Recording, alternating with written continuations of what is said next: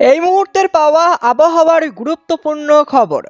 গভীর নিম্নচাপের কবলে বাংলা, রেকর্ড বৃষ্টি বাংলায়, প্রবল দুর্যোগ চলবে কতদিন?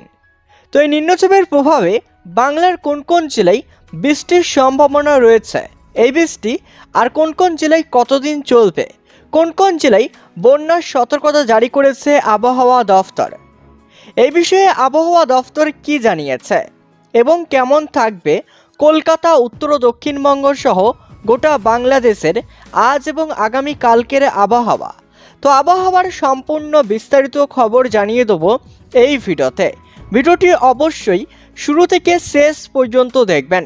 ভিডিওতে একটি লাইক করবেন, আর আপনি এই ভিডিওটি কোন জেলা থেকে দেখছেন সেই জেলার নামটি কমেন্ট করে জানাবেন। আপনার জেলার আবহাওয়ার খবর বেরিয়ে আসলেই আমরা আপনাকে জানিয়ে দেবো। আর প্রতিনিয়ত আবহাওয়ার আপডেট পাওয়ার জন্য চ্যানেলটিকে সাবস্ক্রাইব করে পাশে থাকা বেল আইকনটি প্রেস করে চ্যানেলের সঙ্গে জুড়ে থাকবেন। তো চলুন এবার এক নজরে দেখে নেওয়া যাক। নিম্নচাপের কবলে বাংলাদেশ। এই মুহূর্তে কলকাতা থেকে 100 কিলোমিটার দূরে অবস্থান করেছে গভীর নিম্নচাপ। এদিন ভোররাতের মধ্যে তা সরবে ঝাড়খণ্ডের দিকে। এর প্রভাব থাকবে সোমবার পর্যন্ত। সোমবারের পর দুর্বল হয়ে সাধারণ নিম্নচাপে পরিণত হবে।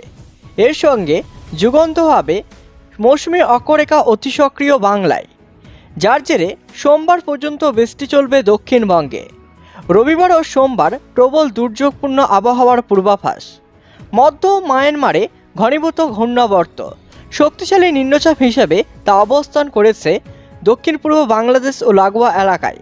মৌসুমী অক্ষরেখা রোহতকের উত্তরপ্রদেশের গভীরে নিম্নচাপ এলাকার উপর দিয়ে রাঁচি, বাঁকুড়া এবং ডায়মন্ড হারবার হয়ে দক্ষিণ পূর্ব দিকে এগিয়ে উত্তর বঙ্গোপসাগর পর্যন্ত বিস্তৃত।